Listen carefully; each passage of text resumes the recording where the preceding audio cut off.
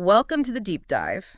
Today, we're going to be looking at BAPCapital, Okay. and they're a project development and advisory firm, Right. banking waves in Africa, it seems. Yeah. You shared their company profile with us, and wow, they're involved in a lot. Uh-huh. So let's unpack what they do and maybe try to figure out what makes them so unique. Well, one of the things I found fascinating is how they position themselves right at the intersection of like all these major changes that are happening across these different industries. Okay. It's not just about advising, right? Yeah. They're actively shaping the future Yeah.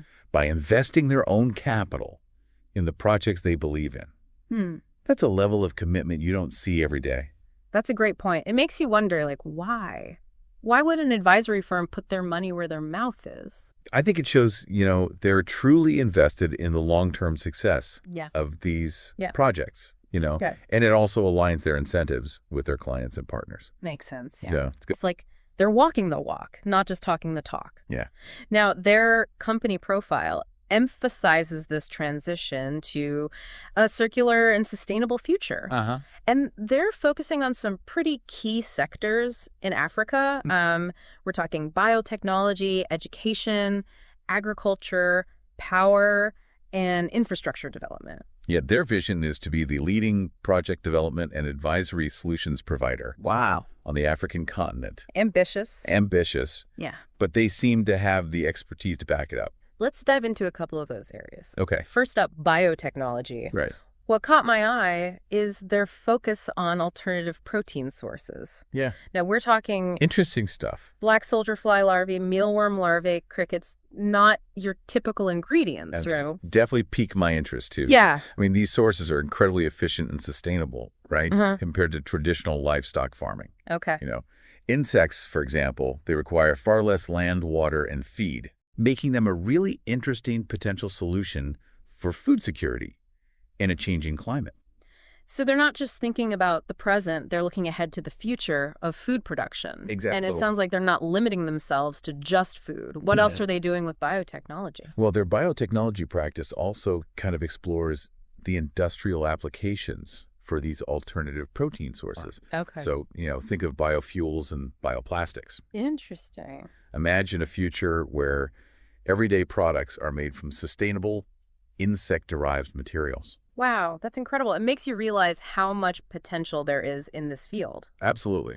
Now, what about their other focus areas? For example, they list renewable energy as a major interest. Right. What specifically are they doing in that space? Well, they're all about creating a diversified and resilient power grid. Okay. For Africa. And they focus on renewable energy sources, wind, solar, even hydrogen. Wow. But they're not stopping there. They're also looking at hybrid systems Interesting. that combine these different energy sources, for maximum efficiency. So it sounds like they're taking a really comprehensive approach to tackling the energy challenges that face the continent. Yeah. And it's not just about building power plants, They're also diving deep into the world of IoT, the Internet of Things. Right. Looking at smart solutions across the board. Right. Consumer, commercial, industrial, even infrastructure. It's like they want to create an interconnected ecosystem. Exactly. Where everything is optimized for efficiency and sustainability. It's impressive. They even have platform as a service offerings like software, mobility, water, infrastructure as a service. Right.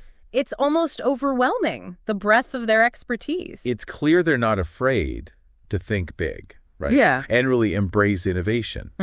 But what truly sets them apart, I think, is their willingness to back up their vision with action, using their own resources to actually drive progress. So we've talked about their vision, their unique approach to investment, and, a couple of their key focus areas. But who are the people behind BAPCapital? Well, the leadership team is incredibly impressive. They boast a wealth of experience across various sectors. All right. The founder and CEO, Chima Omaike, has over 23 years of international business and investment banking experience. Wow. Specializing in energy and infrastructure development.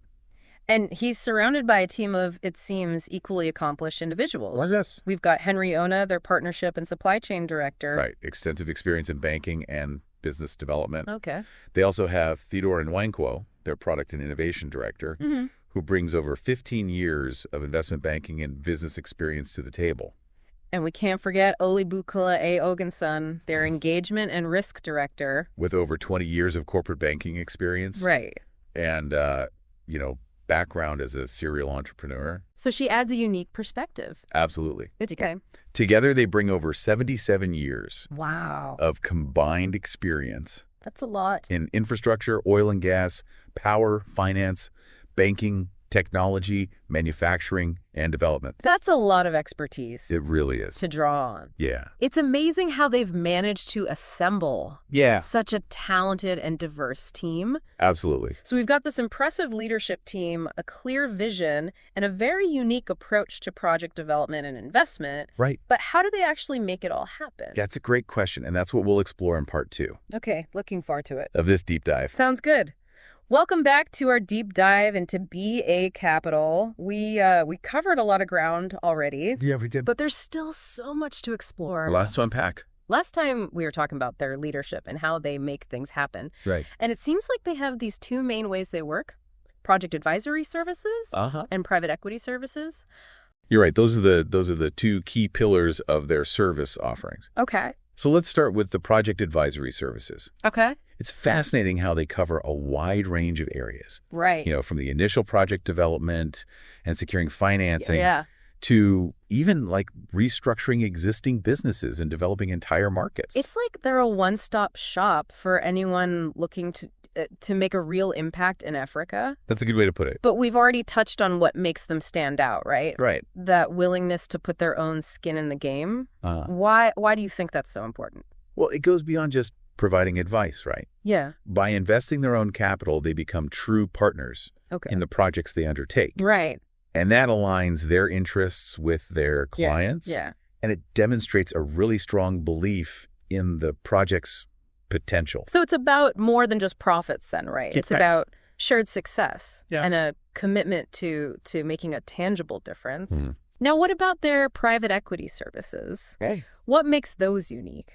Well, their private equity services are all about tailoring solutions to the specific needs of their clients and joint venture partners. Okay. They're not just throwing money at a problem. Right. They're carefully structuring deals, managing risk, and leveraging their international network to attract large-scale funding. So it sounds like they're playing a pretty crucial role in connecting investors with promising opportunities in Africa. I think so. And they're not just like handing over the money and walking away. Mm-hmm. They're actively involved in ensuring these projects are successful. Exactly. They bring their expertise in project management, financial modeling, and market analysis to the table. Right. Ensuring that investments are used wisely and achieve the desired outcomes. It's really impressive how they managed to combine that financial acumen with a deep understanding of the complexities of development in Africa. Absolutely. And that brings us back to their company profile, which highlights their 4 key pillars. Right. A differentiated project, commercialization strategy, optimization of capital allocation, a strong focus on execution, and building long-term relationships. It's fascinating how these pillars seem to inform everything they do. Let's break them down a bit. Okay. What stands out to you about their approach to project commercialization? I think it's their emphasis on strong market fundamentals. Okay. They're not just chasing the latest trends. Right. They're carefully analyzing market dynamics, identifying underserved needs, and developing projects that have a clear path to profitability and sustainability. So they're not just dreamers, they're pragmatists. Right. Who understand the importance of a solid business case. Exactly. And what about their focus on optimizing capital allocation? Okay. What does that mean in practice? It means they're not just throwing money at problems. Right. They're being strategic and efficient in how they deploy their resources. They're looking for projects that offer the greatest potential impact and return on investment. So it's about maximizing the value of every dollar invested. Yes. Ensuring that it contributes to both financial success and positive social or environmental outcomes. Absolutely. Now, their emphasis on execution. Right. What does that tell us about their approach? It shows that they're not just planners. Okay. They're doers, Yeah. They have a strong operational focus, ensuring that projects are delivered on time, within budget, and to the highest standards. They're not afraid to roll up their sleeves and get their hands dirty, so to speak. Exactly. And finally, their focus on building long-term relationships. Right. Why is that so important in the context of development in Africa? Well, development is not a sprint. It's a marathon. Right. It requires building trust, fostering collaboration, and creating partnerships that can endure over time. BEAPCapital seems to understand that lasting impact can only be achieved through strong and enduring relationships. It's about more than just transactions. It's about building a community of stakeholders who are all invested in a shared vision for a better future. Exactly. And that brings us back to the question of which of their focus areas holds the most potential for impact. It's a tough one to answer, isn't it? It really is. They're all so interconnected and crucial for sustainable development in Africa. Right. But maybe we can break it down a bit. Okay.